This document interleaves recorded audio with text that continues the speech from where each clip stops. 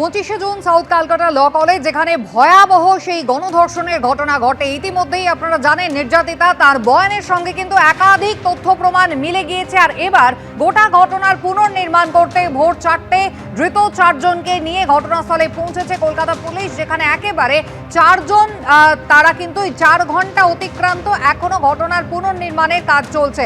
সরাসরি সন্দীপ সরকার রয়েছেন আমাদের সঙ্গে। সন্দীপ, একেবারে এই ঘটনায় প্রথমে এসআইটি তৈরি করা হয়েছিল, যে এসআইটি শক্তি বাড়ানো হয় এবং তারপরে গোটা দায়িত্বটা কিন্তু আবারও স্থানান্তর হয়েছে ডিটেকটিভ ডিপার্টমেন্টের হাতে, অর্থাৎ লালবাজারের হাতে। আর এবার সার্কামস্ট্যান্সিয়াল এভিডেন্সেস, সেই মেডিকেল বিল, তার পাশাপাশি যে মেডিকেল রিপোর্ট, যা সবটা বয়ানের সঙ্গে মিলে গিয়েছে এই নির্যাতিতা, তার সঙ্গে এই পুনর্নির্মাণ, এটা কতটা গুরুত্বপূর্ণ?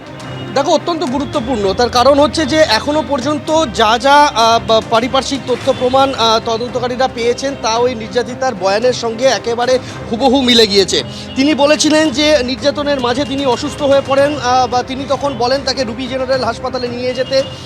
সেটা অস্বীকার করা হয় যে হাসপাতালে নিয়ে যাওয়া যাবে না। তখন তিনি বলেন একটা ইনহেলার এনে দিতে, এবং আমরা দেখেছি যে এই ইনহেলারের যে তথ্য তা মিলে গিয়েছে। ইনহেলার একেবারে কলেজ থেকে 50 থেকে 60 মিটারের মধ্যেই থাকা একটি ওষুধের দোকান, সেই ওষুধের দোকান থেকে ইনহেলার কেনা হয়েছিল। সেই ওষুধের দোকানের বিল বলছে 7:29 রাত্রির 8:29 সেই ইনহেলার কেনা হয়। এবং ওষুধের দোকানে ইনহেলার কিনতে গিয়েছিলেন জেদ আহমেদ।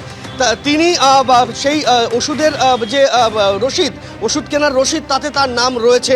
সিসিটিভিতেও তার ছবি ধরা পড়েছে ওষুধের দোকানের। ফলে এই ইনহেলারের তথ্য মিলে যাচ্ছে।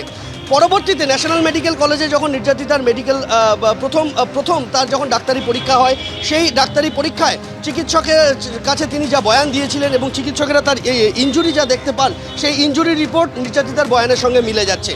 পরবর্তীতে কলকাতা মেডিকেল কলেজে 5 সদস্যের যে মেডিকেল বোর্ড গঠন করা হয়েছিল, যার সামনে ওই নির্যাতিতার মেডিকেল টেস্ট হয়, ডিএনএ স্যাম্পল নেওয়া হয় সেই অ্যানাটমি বিভাগে। সেখানে স্ত্রীরোগ বিশেষজ্ঞের সামনে নির্যাতিতা যা বলেছেন এবং তিনি তার পর্যবেক্ষণ রিপোর্ট যা দিয়েছেন, তাও কিন্তু নির্যাতিতার যে অভিযোগপত্র, সেই অভিযোগপত্রের সঙ্গে হুবহু মিলে যাচ্ছে। ফলে সব মিলিয়ে বলা যেতে পারে যে সমস্ত পারিপার্শ্বিক তথ্য প্রমাণ এই 4 অভিযুক্তের বিরুদ্ধে যা যা পেয়েছেন তদন্তকারীরা, তাতে তদন্ত প্রক্রিয়া এগিয়ে নিয়ে যাওয়ার ক্ষেত্রে খুব একটা সমস্যা তাদের হওয়ার কথা নয়। কিন্তু তারপরেও পুনর্নির্মাণ করা হয় সচরাচর, যে কারণে তা হলো যে বয়ান সকলে দিচ্ছেন, সেই পারিপার্শ্বিক তথ্য প্রমাণটা আরও একবার মিলিয়ে নেওয়া এবং সেই ঘটনা পরম্পরা বোঝা।